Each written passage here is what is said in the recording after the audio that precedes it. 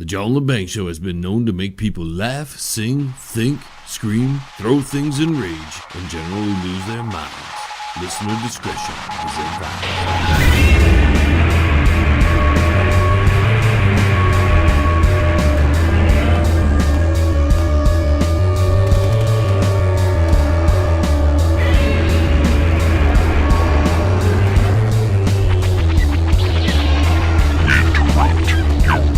Scheduled programming to bring you a show on the edge, broadcasting worldwide and out to the greater universe.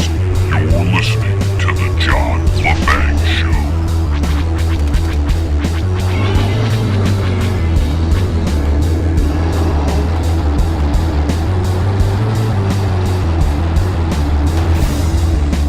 So, Derek, now we move on to the second round. And we're going to do one of my, we split us into divisions. In the second round, Alice Cooper went up against Mr. Ronnie James Dio. Ronnie James Dio, he had quite a resounding victory there, I think. I must say, I was a little bit surprised about that. I thought Alice Cooper would have done a lot better than that. That matchup had the most votes out of all the other matchups. I mean, Alice Cooper's one of these real classic, flamboyant frontmen. I mean, he'd been around since the mid-'60s. Again, he's somebody who's hooked up with a guitarist, Glenn Buxton. They were in the Earwigs, the Spiders, the Nas, and then about '68 they had their first single on Frank Zappa's Straight label, which is interesting. He's another one of these guys with a great frontman story, a bit like Ozzy Osbourne. I mean, on the 13th of September '69, there was this great Toronto Rock'n'Roll Revival Festival, and Alice Cooper was on stage, and they used to often burst pillows full of feathers. So somebody threw a live chicken, onto the stage, believing that it could fly. Alice Cooper threw it back into the audience. It did, because it plummeted and the audience tore it apart. I don't mean to laugh at the poor chicken, but Ozzy gets a bat, Cooper gets a chicken. Bunch of foul things going on.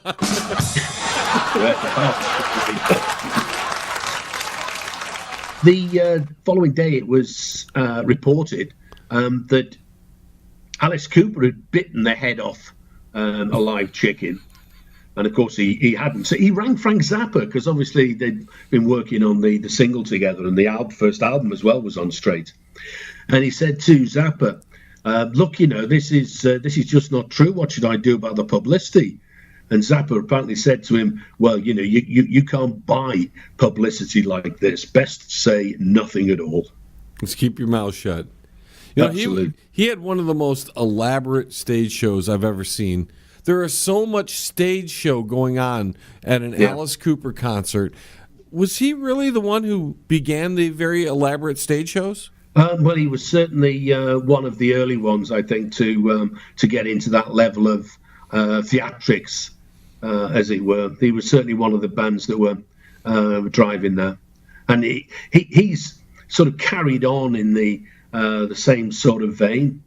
I mean, you're going back into the '60s here. I mean, the guy's been on the road for decades, very successfully. So many great albums too. You can just name them off the top of your head. Love It to Death, Alice Cooper Goes to Hell, Welcome to My Nightmare. Even some of this, he was doing stuff in the '80s. He did stuff that was very disco-y, and in the late '70s. He's one of these artists that has changed with music. I think that's part of his success, really. If you mix that level of flamboyance with the development of the music, you've got a great combination going there. We see David Coverdale, again in my division here, we're going to call it. Yep.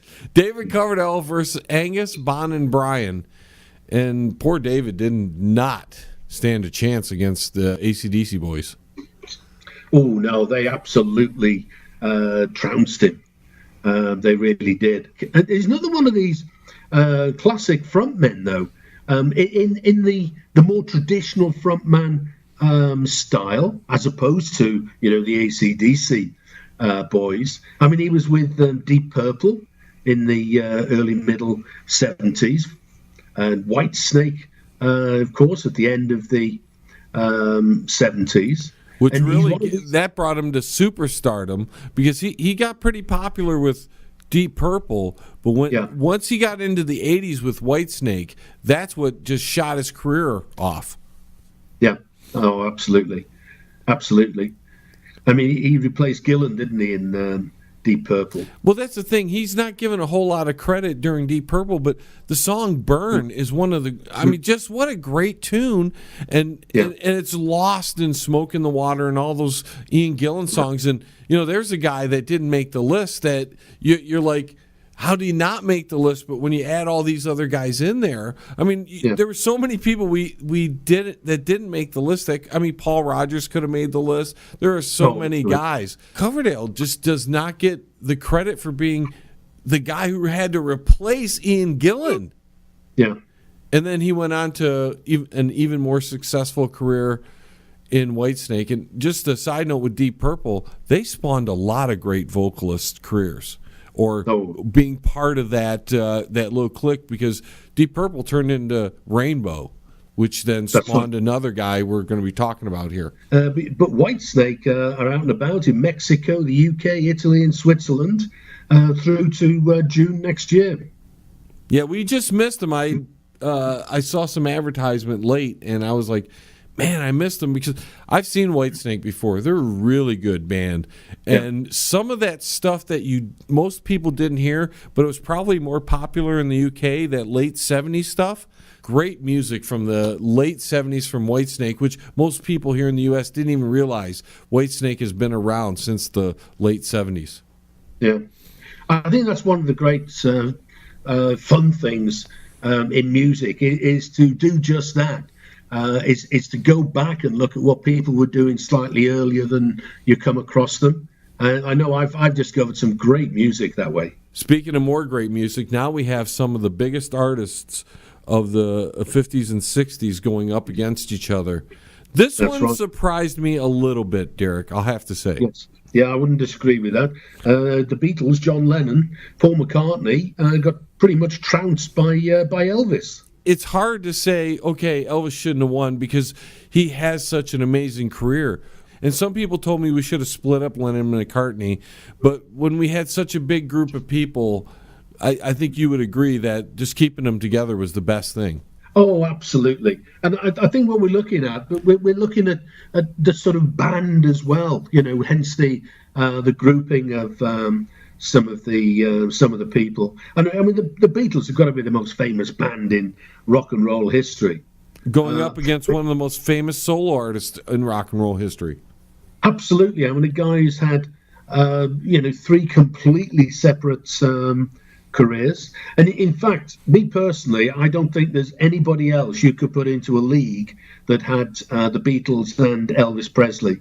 I think that they are a league of two people. I don't think anybody else could fit in there. Well, there was probably more hits in that matchup than the combined other matchups in the second round. Yeah, you're probably right. And number of records sold between them. Right, the Beatles had how many number ones? 17 or 18 number ones in the UK. I'm not sure about the number in America offhand, but they had 11. It's never been beaten. I'm pretty sure offhand they had 11 consecutive number ones in the UK, and then Strawberry Fields and Penny Lane missed out. It was released as a double A side, and it lost out to Engelbert Humperdinck and Release Me, which kept them off the top of the charts. And then they had, I think it was another 6 or maybe another 7 consecutive number ones after that. So if you think that was 1967 when they missed out on the number one, and that was like a couple of months before Sgt. Pepper was released, which is arguably the height of their career. So they missed out on their number one from 63 to 70 at the height of their career. Absolutely. You wouldn't believe it if it was in a story. I think they'd have had 18 consecutive number ones in the UK if they hadn't missed out on that particular one. So you think maybe Elvis won on just kind of very much like the Jim Morrison, Janis Joplin thing, where it was like, okay, Elvis a little bit better? Do you know? I don't know, to be honest. I would have thought that would have been very much even Stevens there, both around the 50. Such a decisive result there. Really, that's probably for me the biggest surprise. But Paul's on tour. Oh, absolutely. He called the Freshen Up Tour, which is rather nice. And he's in Japan, France, Denmark, Poland, Austria, the UK and America from, well, now basically through to the end of June next year. So plenty of chance to see him again. Now our next matchup, two more flamboyant guys. We have David Bowie versus Prince. Yeah, and that was a lot closer. That was a tightly fought round. And Prince came out on top. This is where David Bowie leaves the story. And he has a great career, too. Oh, Bowie has an amazing career. He's another one of these guys that worked very hard throughout the 1960s, but never managed to find any success whatsoever. I mean, he had his first UK hit single with Space Oddity at the middle of 1969. But when you think about his sort of stage performances and stuff, I mean, he developed these alter egos in the sort of 72 era. He had Ziggy Stardust, which was really the first of these alter egos. And then in 73, a lad insane. And that's a great play on words of a lad insane, right? Which I thought was quite jolly. And then by 75, Young Americans album, which was his 9th UK album, he was in his Thin White Duke period. So, I mean, he really is, well, I wouldn't say the most theatrical. I mean, you know, Alice Cooper comes a long way down the theatrical routes, but he's got to be one of the really theatrical rock and roll frontmen, I think. And the only reason he lost this is probably because he's a tad more eccentric than Prince was. I mean, barely. Yeah. Almost an acquired taste in a way. I mean, it's really interesting that when he died, I forget the numbers offhand, but he had a whole load of singles and albums re-enter the charts. He's one of these guys that's almost more famous after he was dead. Mm-hmm. The acclaim he was getting, like he got his first #1 album in the UK. You know, he didn't have the kind of success that you sort of think he had. He's one of these guys where I would say it's not the image that's bigger. It's just that the guy has this awe about him that's sort of almost surrounds the real person, as it were. Right, and he died right during the release of his last album, right? That's right.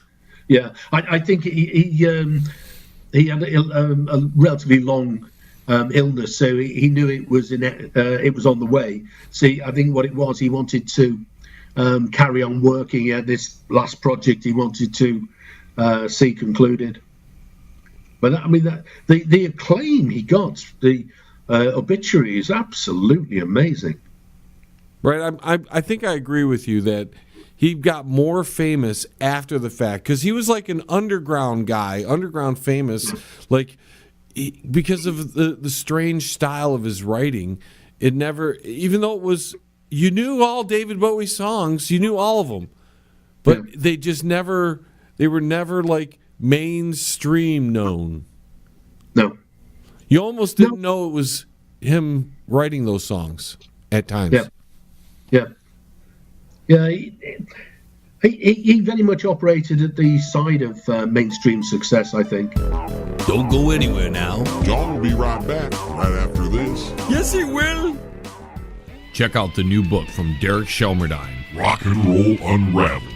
It tells the story of rock and roll from its roots right up until the mid-70s punk. Rock'n'Roll Unravelled. Not just the music, but also the events that shaped the music. Rock'n'Roll Unravelled. It includes the backgrounds to recording sessions, singles, album releases, births, and deaths, epic concerts, and festivals. Rock'n'Roll Unravelled. Shelmerdine has made a painstaking effort to document pretty much every event that would prove significant in shaping popular music. Rock'n'Roll Unravelled. Purchase the book at www.rock'n'rollunraveled.com. Follow him at Twitter at R&R Unraveled and look him up on Facebook at Rock'n'Roll Unraveled. Rock'n'Roll Unravelled. By author Derek Shelmerdine. Available now. You're listening to the John Lebang Show. It's hydroponic radio for your brain, man. Feel smarter yet? Somebody else who's operating on the side of mainstream success was Iggy Pop, and he went up against Kurt Cobain. Yeah, and Kurt Cobain came out well on top there. But I mean, as frontmen go, and as someone who's going to generate interest on stage, I mean, Iggy Pop's your man. Absolutely amazing. He's another guy like Zappa who started out as a drummer with the Iguanas in the early 60s, and it was sort of late 60s where the psychedelic Stooges became the Stooges, and it was the very end of the 60s when the Stooges had their first album. So again, you know, you can see people who are working away for a very long time before they achieved a lot of success. And he's one of these guys that on both sides of the water, punk bands very much say is one of their big influences, Iggy Pop. Yeah, and most of his success really came later on, after years of hearing the songs from the Stooges. And it's interesting, though, it was the Stooges rather than Iggy Pop that were inducted into the Rock and Roll Hall of Fame. I thought that was an interesting one when I noticed that. But I mean, one of the things that would have Iggy Pop in any poll like this for a frontman, it's got to be the gig he did on the 11th of August 1974, when he was in a thing called the Murder of the Virgin, a sort of improvised play at the English Disco in LA. And during the performance, the guitarist James Williamson, Williamson was dressed in a Nazi uniform and was actually whipping Iggy Pop on stage. And then it climaxed with Iggy Pop slashing himself across the chest with a knife. I mean, absolutely incredible. And you got rumours before the gig circulating that Iggy Pop was actually going to kill himself on stage that night. That's a frontman. He didn't actually kill himself, but that must have been one heck of a gig to have been at. You know, some of these artists, things have to grow on people. Very much like David Bowie. David Bowie had more success than Iggy Pop, but it's in the same kind of vein of things. I think what helped Iggy Pop along the way as well was the punk movement in the second half of the latter part of the 70s, because everybody claimed Iggy Pop as a major influence. Other people have often you see that people cite Iggy Pop as an influence, and I think that's one of the things that keeps Iggy Pop's reputation going. Now, in our next matchup, we have Steve Marriott going up against the Man of Destiny, Freddie Mercury. Yeah, this is one of the biggest trouncings of the whole thing. But I mean, Steve Marriott. I mean, what an interesting guy. I mean, he's been around since the beginning. In '63, he was in a group called the Frantics. For any Small Faces fans out there who want to go hunting some rare singles, he had a solo single out in 1963 called "Give Her My Regards," and apparently in 1964 he was in a band with Phil Collins called the Johnny B. Great and the Quotations. That shows you how far back Phil Collins goes as well. Oh, absolutely, yeah. I mean, most of these guys were around in the early 60s, and it's interesting that most of the people who were around in the first half of the 60s, in the sort of beat era, they never managed to transfer their success into the second half of the 60s, which was the rock era. If you look at the bands who did, it was the people who wrote their own material, So the people who were successful in the early 60s and late 60s and beyond, you got people like the Beatles, the Kinks, the Stones. It was very much the songwriting bands that had success. I mean, it was the mid-65 when the Small Faces came around. But like all good frontmen, he was a bit temperamental. And New Year's Eve 68, he stormed off the stage. Something obviously upset him when he was at Alexandra Palace in London. I mean, it wasn't the end of the band, the Small Faces. They did carry on, but they did split up shortly afterwards. And that was when Steve Marriott formed Humble Pie with Peter Frampton and Greg Ridley. And they're a great band. For anybody who's never come across Humble Pie, they've got some awesome rock and roll music. But he died now in 1991. But when he left the Small Faces, that was when the Small Faces became the Faces, and they replaced Marriott with Ron Wood and Rod Stewart. So they replaced, because he was the lead guitarist and lead vocalist in the Small Faces. And I mean, they are an awesome band. They were a mod band, very much the mid-60s, mid to late 60s. Absolutely superb. Now we move on to another, superb matchup.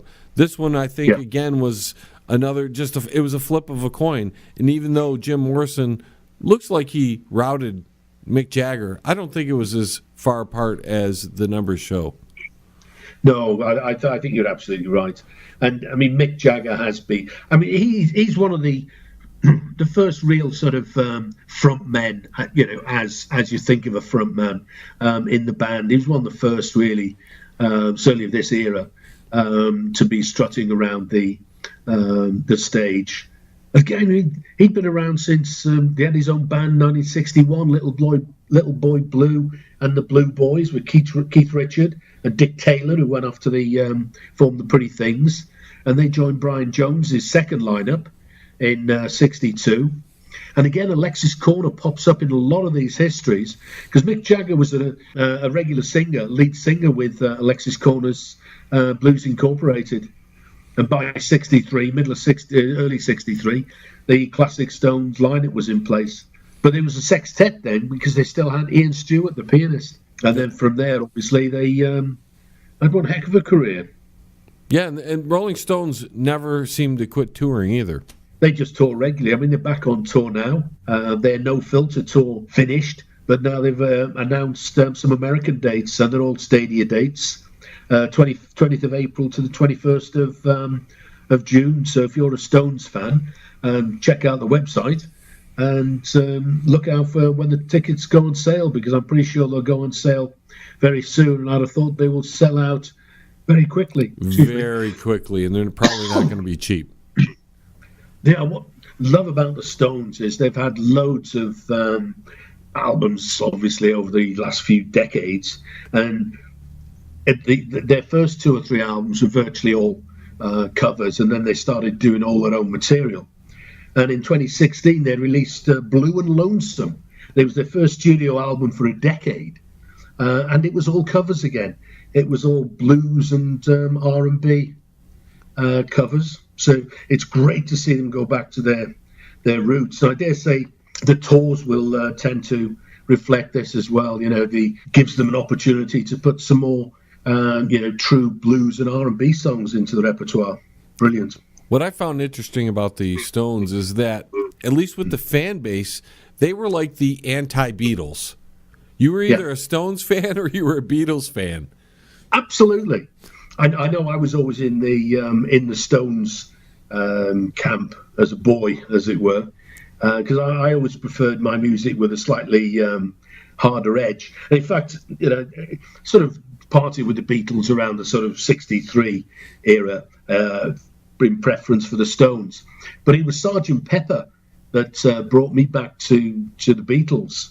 That was when I started listening to the Beatles stuff again with any real interest. I mean, you listen to it now, and it's not of its era. You listen to most albums, and they fit nicely into the era they were recorded. But that's one of the things I think that makes the Beatles special. I mean, you can't really say very unique or unique, and there's probably there are other artists whose music is timeless.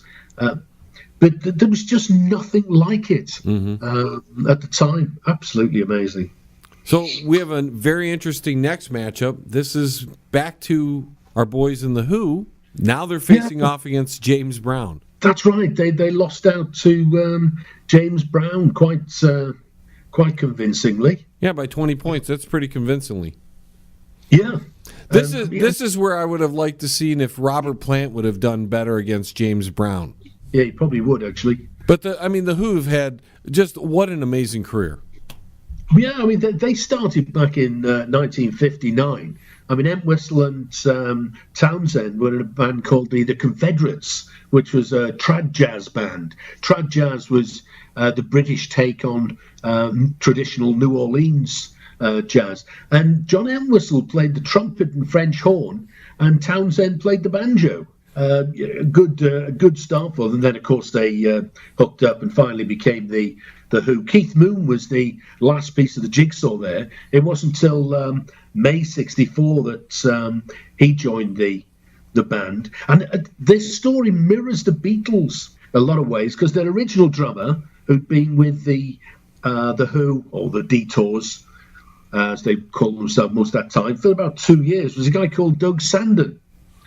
And they had their first audition with a guy from Fontana Records, and he liked the band but didn't like the drummer, in the same way George Martin liked the Beatles but didn't like Pete Best. So Pete Best left the Beatles and Ringo joined them. Doug Sandon left the Who, and Keith Moon joined them. So they had their second audition, and Fontana signed them. To actually, it was a single. Just one single at that particular time, but they went on to become, well, one of the greatest rock and roll bands in the world, I think. And one of the few rock bands that came up with the rock opera. Yeah, Tommy. I mean, it was interesting as well, because if you like, that's a sort of, you could argue it's a sort of intellectual, conceptual album. But throughout their career, up until that particular point, they were very much known as a singles band. And it's interesting that, a singles band should actually then produce one of the first real conceptual albums. But I mean, awesome band to see live back in the days of Keith Moon.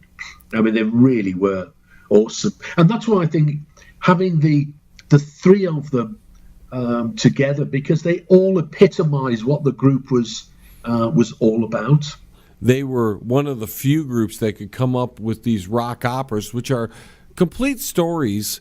I think that makes a band special. Yeah, and they followed Tommy, of course, with Quadrophenia.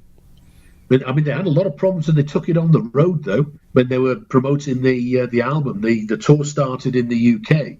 And I remember the first 2 or 3 gigs. The first gig, they had to use a lot of sound effects and tapes and stuff, and they were out of sync. They ended up dropping 2, maybe 3 songs from the first gig to the second gig because they just weren't working. It was under-rehearsed, and that first part of the tour was an absolute nightmare. And that finishes off the second round. I think 1 or 2 surprises there, like the size of the James Brown win there. But what's really interesting is just how in so many of these cases people are working really hard for quite a while before they ever find commercial success or get to a wider audience.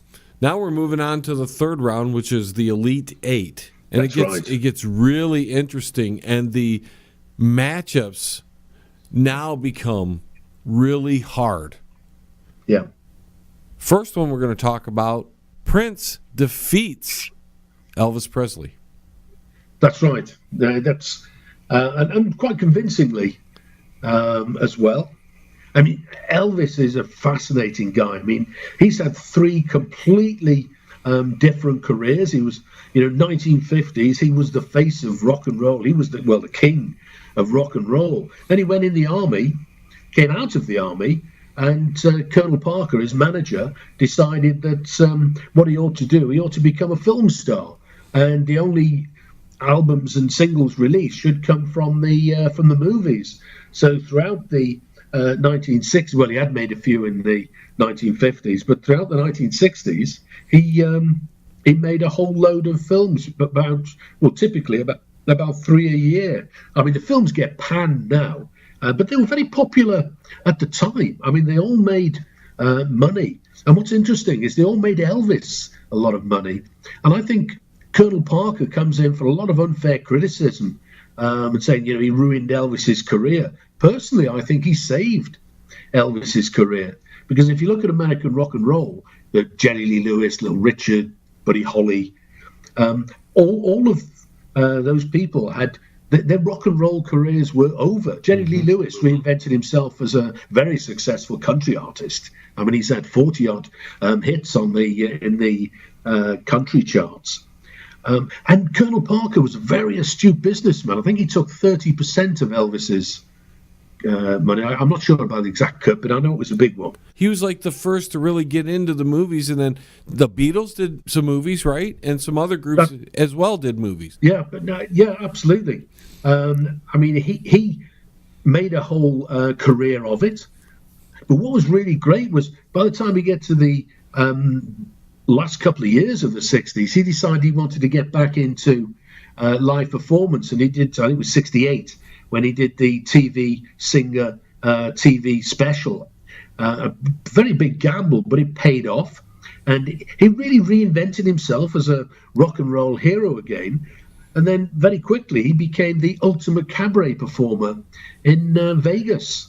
And he just had a whole third career.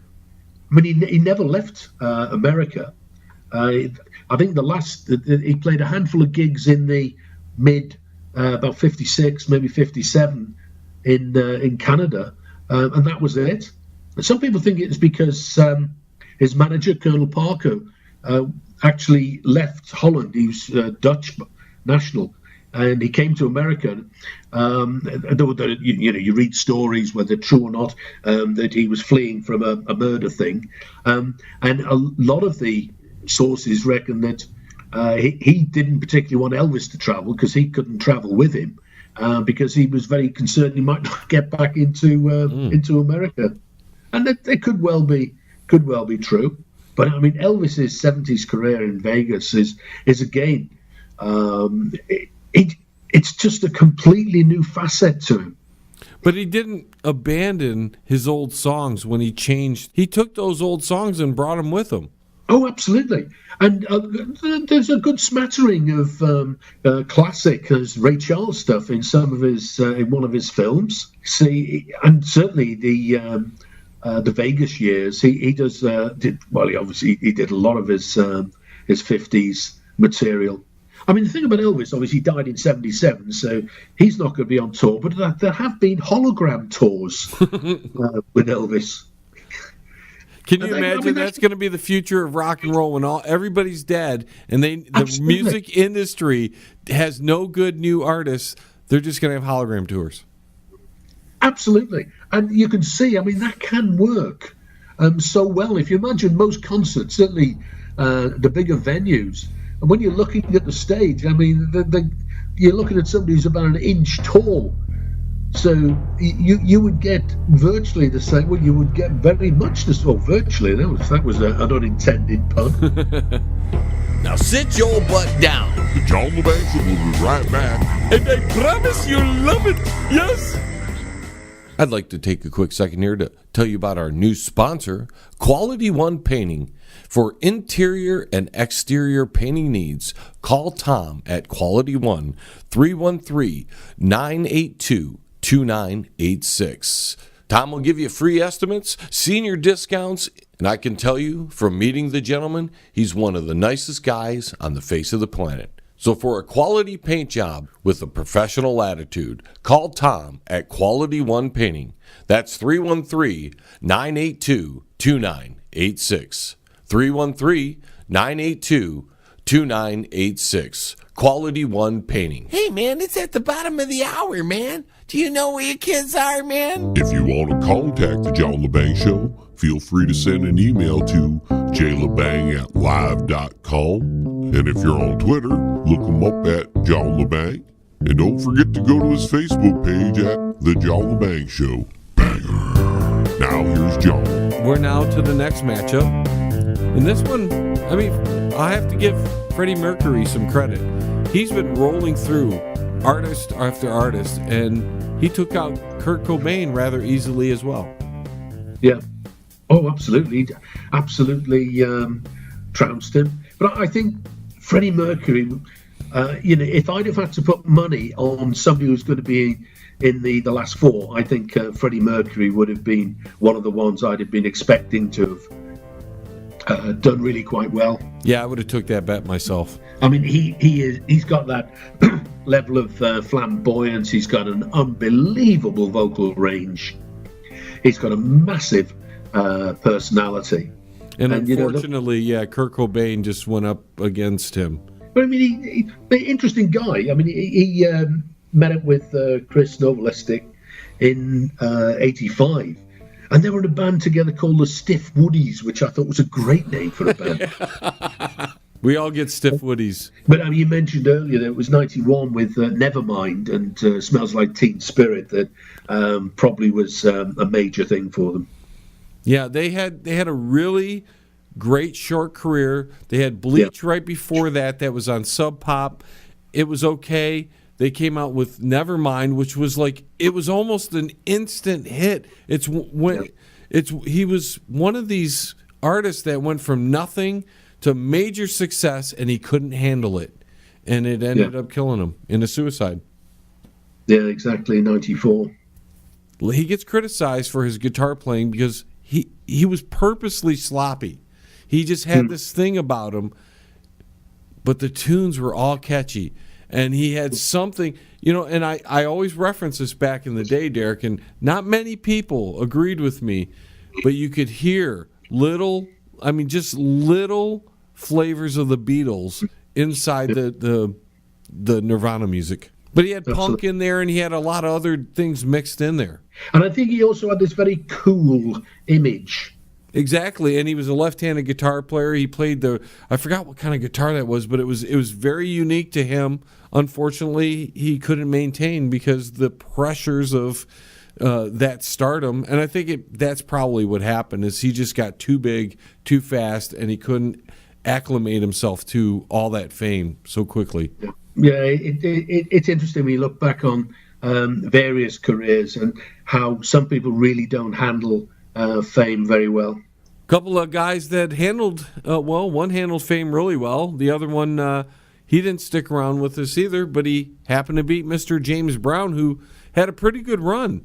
He did. I was surprised to see James Brown get that far, because it was a fairly close run thing with Jim Morrison. But I mean, James Brown's one of these guys who has been around for absolutely ever. And he was very much known as the godfather of soul. But he was inducted into the Rock and Roll Hall of Fame in 1986, which was their inaugural year. And I always thought that was quite interesting. And well-deserved, I would think. Oh, absolutely. Oh, he's an awesome guy. I remember this would be probably the late 70s.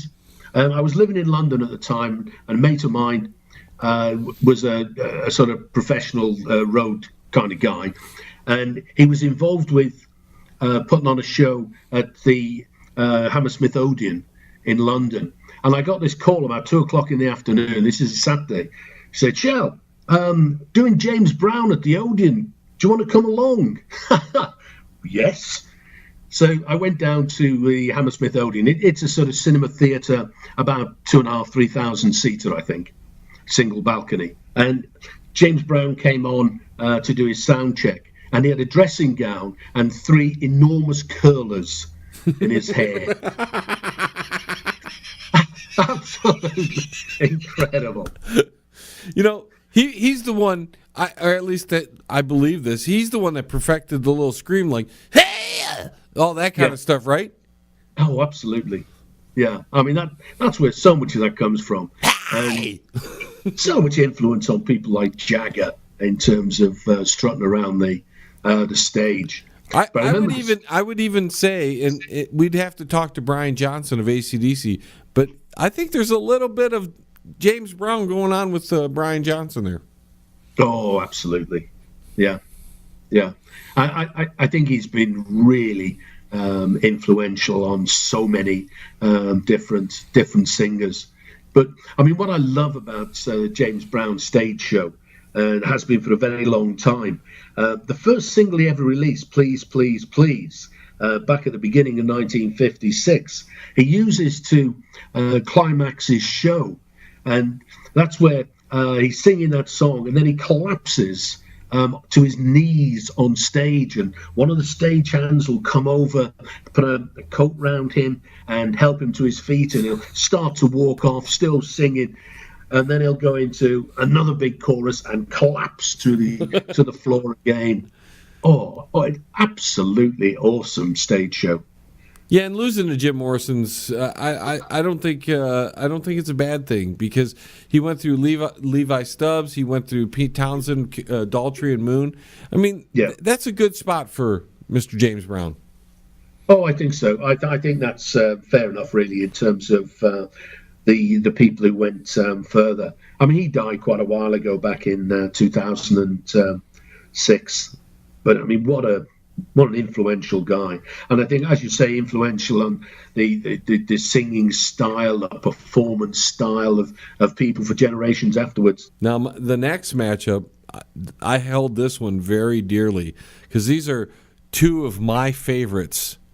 Yeah. And Ronnie James Dio going up against Angus and the Singers with Brian and Bon.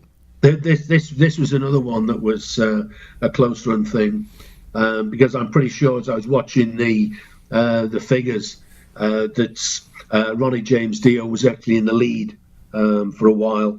Yeah, I was sweating it out. Because I leaned towards AC/DC just a little bit. I think it was a deserved win, AC/DC there. But I mean, what a career! I mean, Rainbow, Black Sabbath, and obviously Dio. He's been in some amazing places. He has played with some of the best guitarists of all time. Yeah. Ritchie Blackmore with Rainbow. Beyond Man of the Silver Mountain, you got to put in some of that early Rainbow stuff, because that first album, Ritchie Blackmore's Rainbow, is just some incredible stuff where you can see that there was very little Deep Purple influence on that album. Yeah, it was a complete change of style, wasn't it? Definitely. And then you bring in Ronnie James Dio, this what was he, 4'10" or something like that? He's a little short guy with the biggest voice in rock and roll. I mean, just great. Yeah, exactly. And before Rainbow, he was in a band called Elf. Apropos, he was the short guy that looked like a little elf. Right. Very appropriate name. But then, he left Rainbow, went to Black Sabbath, spent a couple albums there. That's right. Famously with Heaven and Hell and The Mob Rules. Then he went on to his own solo career, which everything he touched was great. Yeah, and he's been back with Black Sabbath on an every now and again basis, isn't he? Yep. And after when there was a dispute there about who owned the name Black Sabbath, so they went on tour towards the end there as Heaven and Hell. And it was Vinny Appice on drums, Dio on vocals, Geezer and Tony on the bass and guitar, respectively. Yeah. So now we're moving on to the final four. See how fast it's going now, Derek? I mean, we had all these guys to talk about. Now we're narrowing it down. That's right, and quite a bit of info about these guys is coming out in the previous chats. But you look at Jim Morrison, he lost out to Freddie Mercury, which again probably isn't a surprise.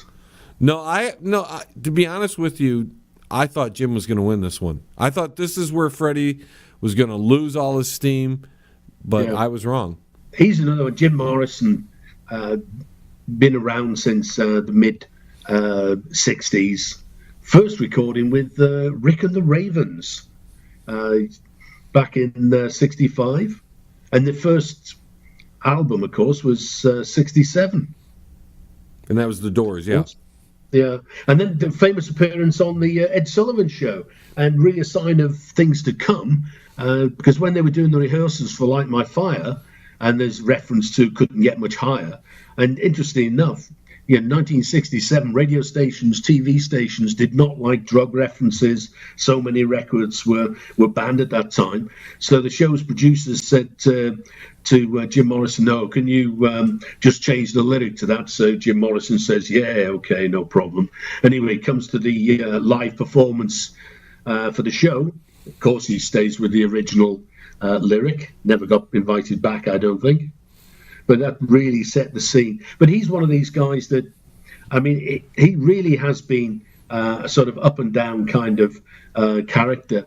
The first album, say, was 67, beginning of the year. In December, famously arrested at New Haven in Connecticut. What apparently happened was a cop saw Jim Morrison with a sort of female companion backstage, and confronted Morrison, who became a bit aggressive and sprayed him with mace. So Jim Morrison, obviously not a happy man when he takes to the stage. So halfway through the performance, he actually stops, and with lots of naughty words in the version, he tells the audience what bad people the local police are. And they dragged him off stage.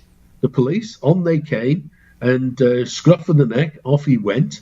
So the concert was, stopped mid-flow, and a riot ensued that apparently spread out onto the streets of New Haven. It's referred to in the song Peace Frog, and the local sheriff's office charged him with indecent exhibition and resisting arrest. Indecent exhibition. That's awesome. Roll on a couple of years or so, 1969 March. This is really the beginning of the end for Jim Morrison. He was arrested at a concert in Miami, and there he was charged with lewd and lascivious behaviour. That's a charge to conjure with. Profanity, drunkenness, indecent exposure. And he actually got sentenced to 6 months in prison and a $500 fine, which he then appealed. And his people got him straight out of jail. But he was still awaiting on the appeal when he died on the 3rd of July, 71. And that was very much the end of the Doors, really. Apparently, after that particular incident, a lot of concert promoters wouldn't promote the Doors. A lot of radio stations wouldn't play their music. He never seemed to learn his lesson, as it were. In November 69, he was arrested in Phoenix after a flight from Los Angeles. When he was flying back, he was flying on his way to a Stones concert, and he was arrested for being drunk and obnoxious. He probably just didn't care that more than he didn't learn a lesson. Absolutely. Yeah. No, absolutely. I mean, it goes back to the attitude at the Ed Sullivan Show, because only a few weeks earlier, the Rolling Stones had been on, and they'd had the same problem, because their current single they were promoting was "Let's Spend the Night Together," and in the rehearsal they went through the song, and the producers, "Oh dear me, we can't be talking about this. Can you change the lyric to 'Let's Spend Some Time Together'?" And Mick Jagger did. So when they came to the live performance, he sang the "Let's Spend Some Time Together" version, whereas Jim Morrison, he just went on and sang the words to the song. And if you think about Mick Jagger and Jim Morrison, they're very, very different kind of frontmen. Jim Morrison was a little more rowdy, and Mick Jagger, he was even though he was all over the stage, he represented the band well. Yeah, he left the antics up to Keith Richards, actually. There's a guy who falls out of coconut trees when he's past 70. At 60-something years old. Why not? Right? Absolutely incredible. So next, the actual end for the Doors came in November 70. They were playing the Warehouse in New Orleans, and halfway through the performance, Jim had a bit of a meltdown, and apparently he smashed a hole through the stage with his mic stand. Concert was stopped, and the group decided to, draw a line under the live performances, and that was basically it. So he went off. Jim Morrison and his girlfriend went off to Paris, where he died in the July of 71. And that was right after an album came out, I believe, right? Or it was coming out soon after? Yeah, well, there were a couple of albums after Jim Morrison died. I think the first one was called Other Voices, where the keyboard player took over the lead vocals. So they did try to carry on. They did come to the UK to try and recruit a new singer to replace Jim Morrison, but they decided against that. I mean, that's the sort of... Well, it comes back to the conversation earlier about AC/DC and Axl Rose. You know, would you really want to see the Doors with a lead singer that wasn't Jim Morrison? No, I think they tried it with Ian Ashbury for a while, but I just, you know, it was more of a novelty than it was actually seeing the Doors. Smoke them if you got them. Because the John Lebang Show will be right back. After this. That's guaranteed! Yes! Pane in the Glass, commercial and residential window cleaning. For a beautiful, sparkling shine that's crystal clear, call Pane in the Glass Window Cleaning. You can find them on Facebook at Pane in the Glass. You're listening to the John Lebang Show. It's a hell of a good time, isn't it? Our next matchup, speaking of the boys in AC/DC, they went up against Prince and did rather well. They did very well against Prince. So this was the end of the line for Prince. But I mean, he's an interesting guy. Very much came to the fore in the 80s. I mean, he had his first hit at the end of 1979. But again, it's on a slow burn because he signed to Warner's in 76. But then, you know, 84 Purple Rain, 13 million copies in the US alone. So, I mean, he's been phenomenally successful. But then in the 90s, in 93, he had this feud with Warner Brothers, as artists and record labels do. And that's when he decided to become the artist formerly known as Prince. Yeah, the little symbol thing. When he did some performances, because he was tied to them, so there was quite a bit that he was forced into doing. And he actually wrote the word slave on his cheek when he went on his face when he went out to perform. He had a remarkable career, and he went through some pretty... I mean, he beat Elvis, he beat David Bowie, and David Lee Roth. Yeah, he actually went further in the competition. I wouldn't have thought he'd have got that far, but he did extraordinarily well.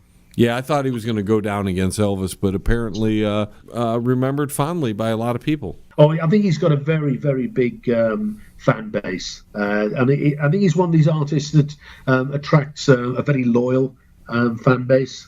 And the dude played 21 instruments. Wow.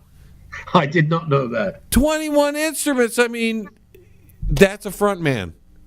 Yeah. No, it's well deserved, I think, his place in our poll. Derek, the big ending. Wow, the final. Freddie Mercury and the AC/DC boys. What a good final that is. And I thought it was going to be a tie. I thought it was going to be a tie. This is how close it was. This is the first one where Freddie Mercury had to work for the victory. Absolutely. The others were 80s and 90s%.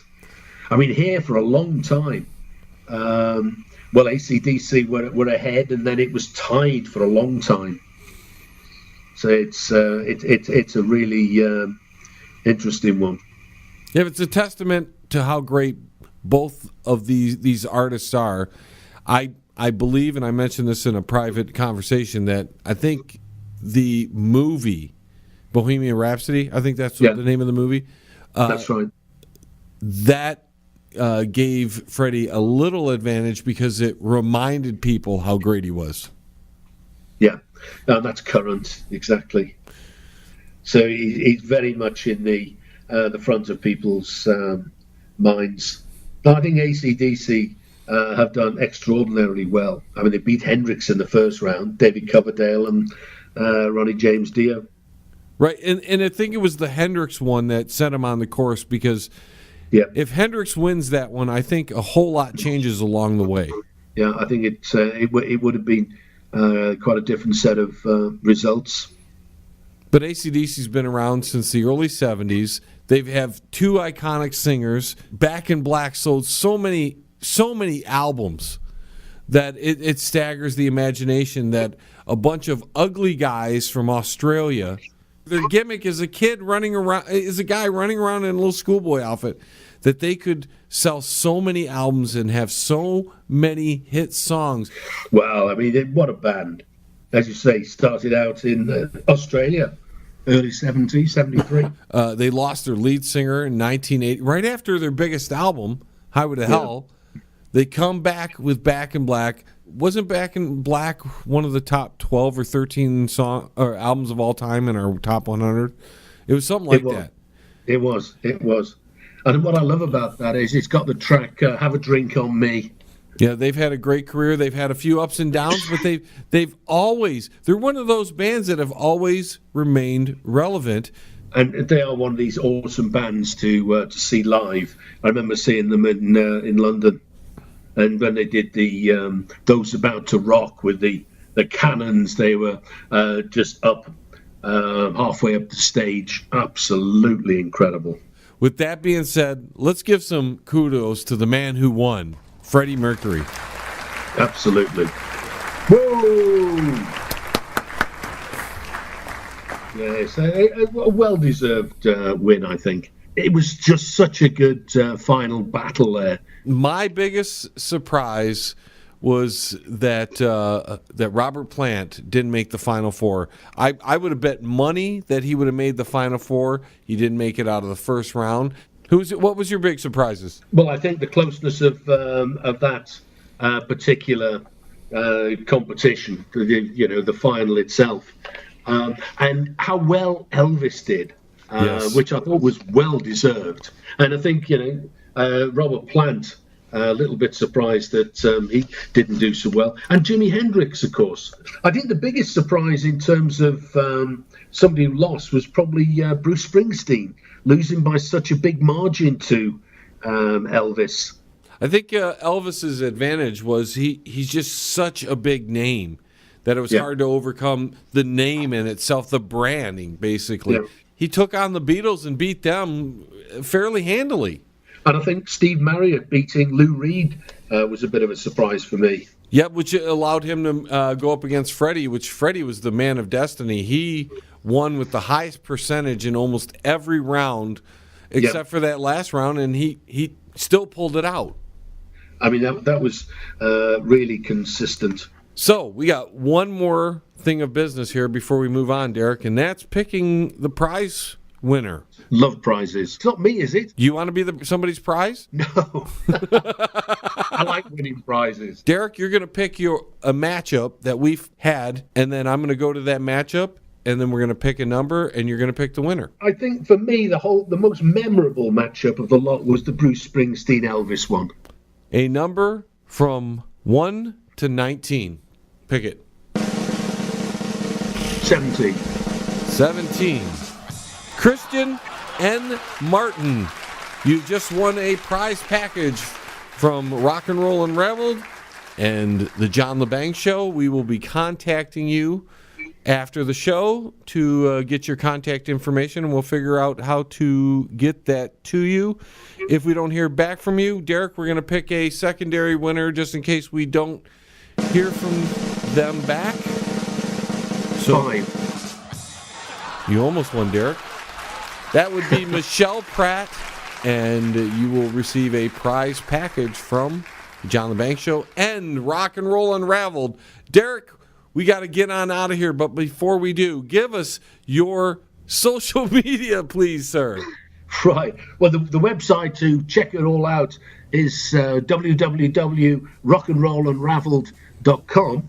But the social media very much is the Twitter at RNR Unravelled and Facebook at Rock and Roll Unravelled.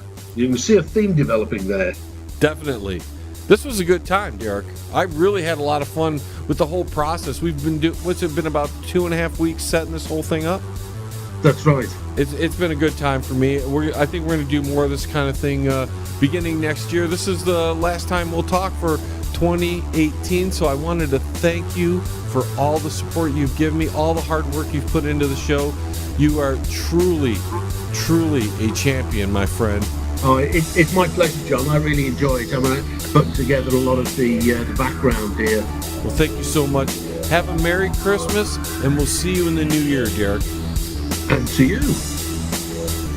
T-minus 10, 9, 8, 7, 6, 5, 4, 3, 2, 1. We have liftoff.